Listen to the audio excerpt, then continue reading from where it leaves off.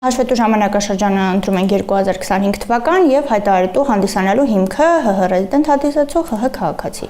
Եկամուտների հայտարարագիրն այս տարի մարդիկ մի այլ տեմպով են սկսել լրացնել։ Ծրագրի ակտիվանալուն հատկապես ուսանողների ծնողներն էին սպասում բուհին վճարած բարձր վարձերից կրթական ծախսի կրեդիտով 100,000 դրամ պետությունից հետ ստանալու համար։ Ովքեր են շտապել ներկայացնել հայտարարագիրը, ՊԵԿ-ը փակագծեր չի բացում։ Շաբաթվա սկզբից բոլորը կարող են լրացնել, ասում են։ Մարտի 2-ից սկսած մինչև այս պահը ներկայացվել է 13,000 հայտարարագիր։ Այս տարվանից ի դեպ հայտարարագիր պետք է լրացնեն երկրի արդեն բոլոր քաղաքացիները բացառությամբ դեկտեմբերի 31-ի դրությամբ անչափահաս անձանց։ Բոլորի մեջ ներառվել են նաև թոշակառուները։ Այստեղ ուշադրություն, որպեսի տատիկ-պապիկների համար ծրագիրը կարողանա ինքնաշխատ գեներացնի հայտարարագիրը, ՊԵԿ-ն իր տեղեկատվական բազաներից արդեն իսկ լրացրել է սոցիալական բոլոր տիպի աջակցությունները, ներկայացնում է կառույցի թվային նախագծերի վերլուծաբանը։ Ֆիզիկական անձիկ, երբ որ բացեն հայտարարագիրը, աշխատավարձի նման ինքնաշխատ լրացված են լինելու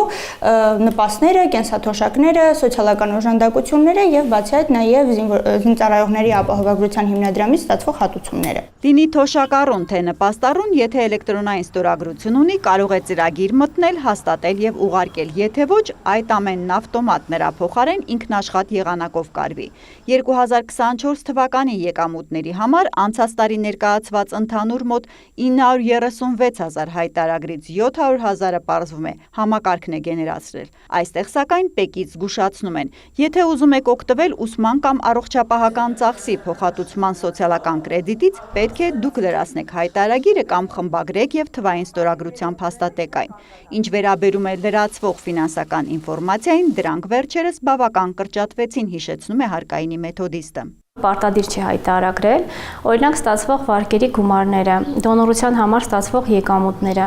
աշխատանքային պայմանագրի կամ կամավոր աշխատանքի մասին օրենքի շրջանակներում ստացվող փոխհատուցման գումարները, ինչպես օրինակ գործողման ծախսերի փոխհատուցման գումարները։ Փոփոխության համաձայն ընտանիքի անդամ համարվողներից ստացվող չհարկվող եկամուտները պարտադիր չէ հայտարարել։ Ընտանիքի անդամն այս դեպքում ոչ միայն ամուսինը, ծնողներն ու երեխաներն են, այլև պապ, թոռն ու քույր եղբայրը անկախ տարիքից, նույնիսկ եթե 5 միլիոն դրամ են նվիրել կամ ժառանգել։ Այլ անձից ստացած եկամուտների համար 1 միլիոն դրամի շեմ է սահմանվել։ Դրանից պակաս չհարկվող եկամուտները նշելու կարիք չկա, բայց կան նաև պարտադիր լրացվողներ, օրինակ այգու վաճառքից ստացած փողը, թվարկում է Լուսինե Սարգսյանը։ Եթե հողամասը վաճառես ֆիզիկական անձը, ուրիշ ֆիզիկական անձի պետք է հայտարարի։ Ճիշտ է, չհարկվող է, բայց պետք է լրացնել հայտարարագրում։